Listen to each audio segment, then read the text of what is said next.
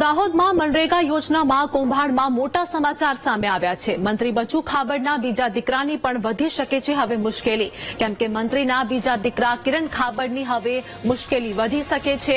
કિરણ ખાબડની એજન્સીને પણ હવે નાણાં ચૂકવ્યાનો ખુલાસો થયો છે। બળવંત ખાબડની એજન્સીને 5.28 કરોડ રૂપિયા ચૂકવાયા હતા। સીમામોઈ ગામમાં જ 38 જેટલા કામોના 5.28 કરોડની ચૂકવણી થઈ હતી, તો મનરેગા યોજનામાં 71 કરોડથી વધુનું ભ્રષ્ટાચાર થયાનો આક્ષેપ લાગ્યો છે। 35 જેટલી એજન્સીઓ વિરુદ્ધ હવે ફરિયાદ પણ દાખલ થઈ છે। તો મનરેગા યોજનામાં કૌભાંડ અંગે વાત કરીએ કે દાહોદમાં મનરેગા યોજનાના કૌભાંડમાં મોટા સમાચાર સામે આવ્યા છે। મંત્રી બચુ ખાબડના બીજા દીકરાની પણ હવે મુશ્કેલી વધી શકે છે। મંત્રીના બીજા દીકરા કિરણ ખાબડની મુશ્કેલી વધી શકે છે। કિરણ ખાબડની એજન્સીને પણ નાણાં ચૂકવ્યાનો પણ ખુલાસો થયો છે। બળવંત ખાબડની એજન્સીને 5.28 કરોડ રૂપિયા ચૂકવાયા હતા। સીમામોઈ ગામમાં જ 38 જેટલા કામોના 5.28 કરોડની ચૂકવણી થઈ હતી। મનરેગા યોજનામાં 71 કરોડથી વધુનું ભ્રષ્ટાચાર થયાનો પણ આક્ષેપ કરવામાં આવ્યો છે, એટલે કે 35 જેટલી એજન્સીઓ વિરુદ્ધ હવે ફરિયાદ પણ થઈ શકે છે। સંવાદદાતા ઉત્સવ અમારી સાથે જોડાઈ ગયા છે। દાહોદમાં મનરેગા યોજનાના કૌભાંડમાં મોટા સમાચાર, શું હાલની વધુ અપડેટ? आपकी जो दाहोद के अंदर मनरेगा कौभांड से मंत्री पुत्र जो बलवंत खाबड़ છે તેને જે ગઈકાલે જે પોલીસે પકડી પાડી હતી અને તેને કોર્ટમાં રજૂ કરીને કોર્ટ દ્વારા જે પોલીસે જે 15 દિવસના રિમાન્ડની માંગણી કરી હતી, પરંતુ કોર્ટે જે 5 દિવસના રિમાન્ડ મંજૂર કર્યા હતા। ક્યાંક ને ક્યાંક હવે પોલીસ દ્વારા જે તપાસ કરવામાં આવશે તેની અંદર જે અનેક ખુલાસા થઈ શકે છે એવું જે સામે આવી દેખાયું છે।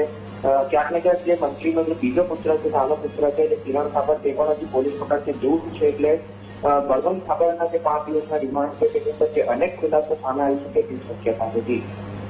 જી આભાર ઉત્સવ, માહિતી આપવા બદલ।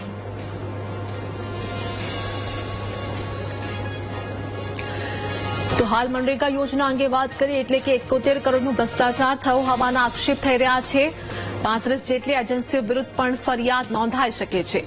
દાહોદમાં મનરેગા યોજનાના કૌભાંડમાં સૌથી મોટા સમાચાર સામે આવ્યા છે।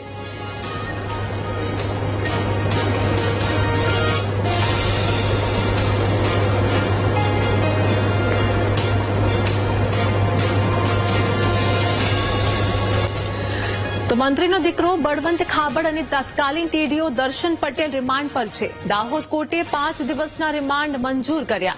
બળવંત ખાબડ અને તત્કાલીન ટીડીઓ દર્શન પટેલની ધરપકડ કરવામાં આવી। અત્યાર સુધીમાં 7 આરોપીઓની ધરપકડ કરવામાં આવી છે। તો મહત્વના સમાચાર જેમાં વાત કરીએ કે મંત્રીનો દીકરો બળવંત ખાબડ અને તત્કાલીન ટીડીઓ દર્શન પટેલ રિમાન્ડ પર છે। દાહોદ કોર્ટે 5 દિવસના રિમાન્ડ પણ મંજૂર કર્યા છે। બળવંત ખાબડ અને તત્કાલીન ટીડીઓ દર્શન પટેલની પણ ધરપકડ કરવામાં આવી છે। અત્યાર સુધીમાં 7 આરોપીઓની ધરપકડ કરવામાં આવી છે।